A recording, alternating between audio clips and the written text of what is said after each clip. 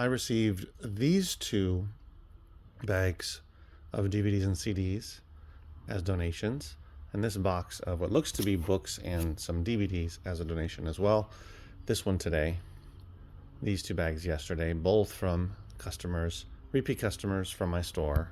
Here's my store, which is currently empty, which is why I'm making the video, because I never know when someone might pop in and I might get busy for a while.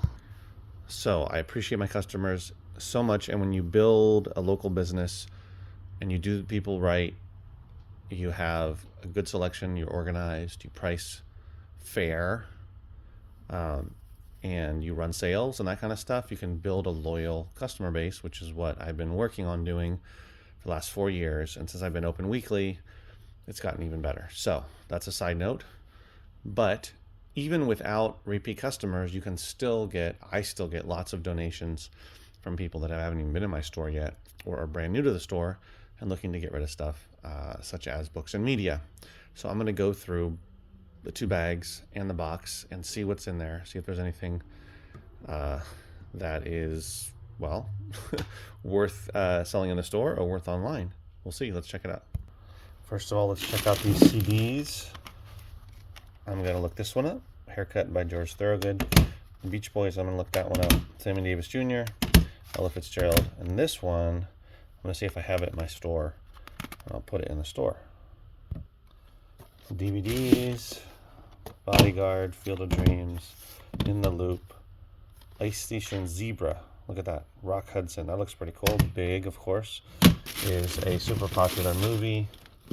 I got Sex and the City, Italian Job, Because I Said So. And The Order with Heath Ledger, that's one I will look into. So these will go in the probably loose disc pile because I already have them or I don't need them. And then these I will look up to see, because I'm not 100% sure where I should sell them. And then I've got Mary Poppins Returns, which I think I already have in the store, but I'm not sure. I'll have to check. Jurassic World, Blu-rays, Vantage Point, The Incredibles, Twins, which is, if you haven't seen that, pretty awesome. The Deep, and 1917. Those 2 are probably going to put in the store. Twins, I'm going to look because I have a Schwarzenegger section, so that one's probably going to go in the store. These 2, I don't know. I think I already have this one, but I will check on those to see. And then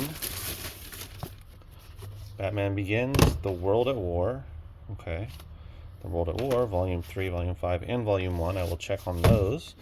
And if they're not worth anything individually online, I'll put them in the store. Now I'm getting into the box. There's America's National Parks. I will look that up, but that's something I'll probably put in the store. So I've got Tom Clancy. This one, Mostly Harmless, Lee Child, and Lee Child again. Clive Cussler. I don't know what that one is. Elsewhere, Harry Potter, and The Cursed Child. This one I've never seen before, Dinosaur Isle, Tracy Lee Ford. And then You Are the Team. Haven't seen that one before. The rest of them are Lee Child and Cussler. What I find with these is I'm not really able to sell them in the store. I had a ton of Clive Cussler's hardcovers and paperback, and they just didn't sell. So unfortunately, I probably won't be able to put them in the store. I'll probably end up putting them in some little free libraries. Here is everything that I'm going to put in my store. There was nothing that I'm going to sell online, but that's totally fine with me. Number 1, I got this one, Twins, which is a Schwarzenegger movie. I have a collection of, or a bookshelf that has collections of different actors in the movies they were in. And the Schwarzenegger pile is pretty slim, so I'm always looking for more Schwarzeneggers. So that's awesome. And having all of these DVDs as well as CDs and some Blu-rays that I do not currently have in stock, as well as the books, is gets me excited as much as finding something to sell on eBay or Amazon. I actually prefer to find something, I don't know if it's prefer, but it's a different type of feeling to find something that I can sell in my store, because I know that the better variety of items I offer whether it's books or other media, the better reputation I build, the more people come back, tell other people, bring other people, etc. The word spreads. So it's really fun to sort of build your own little Amazon locally, essentially. Uh, it's instead of catering to the whole country and world, you're catering to a smaller but still large segment of the local population. So anyway, it's fun to kind of just come across this kind of stuff, like finding the George Thorogood, the Beach Boys, Sammy Davis Jr., Ella Fitzgerald. All of that is great because I'll add to my already existing selection of all those artists, including Lionel Richie, which I think I already have that one, but if I don't, and another Harry Potter book. So these Lee Child ones, I will put these out, but those kind of books, like the Clive Cussler I told you about, the Lee Child, the Tom Clancy, what's his name, James Patterson, I usually do not keep them just because I had a bunch of them. I ended up having to get rid of them. They just weren't selling. So what I try to do is put out different, when it comes to paperback books, or fiction books rather, the more of the trade paperback size, not the mass market, unless it's something that is unique or interesting or different or what have you. I try to stay away from these larger mass-produced authors, unless it's someone like Stephen King, who's super sought after, and when I come across his stuff, it usually doesn't stay in the store that long because there's so many people that want to read his books. So now I'm just going to clean up the discs if they need cleaning, and put them to the side to put out for next week. So I'm always excited to get new stuff in each week where I can new items that go out for the following week.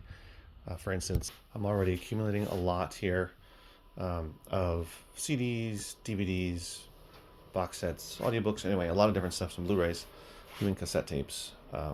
So this is essentially what I do is I start accumulating them throughout the week for the following week.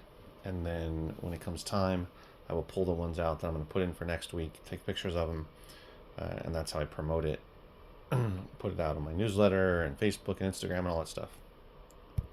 Of course, I would love to find or have or receive items that I can put in my store, as well as on eBay, as well as on Amazon. That's the ideal situation. But I'm super excited or happy to receive these. It's funny, you go from, or I went from opening this, getting this space, which was really exciting, because then I didn't have to use a storage unit anymore. I could do my bulk stuff as well as work towards opening a store, and I just had no idea how to do that. And I went from having a really small first sale, just doing it once a month for a couple years, and then deciding to go weekly, and then kind of figuring that out in terms of the days to be open, the times to be open. I just recently changed from 10 to 5 to 11 to 5 on Saturday because no one was showing up between 10 and 11. It just didn't make sense. So, that kind of stuff, you evolve, you figure it out, and what works best, especially, for what you sell, where you're located, and all of that. So to go from not getting any, or nobody knowing about my location, my location here, to now getting pretty much weekly donations, trades, buying opportunities, etc., is pretty it's pretty awesome, because that's what I was working towards. I've had 2 calls today from people that wanted to donate items. One was to pick up apparently 15 tubs or boxes of books, which we'll see about that. That's for Monday. I'll probably make a video for sure about that. And then another woman is supposed to come tomorrow to drop off some DVDs. And then she asked me if I had certain CDs. So anyway, it's just fun to evolve from where I was in the beginning to where I am now,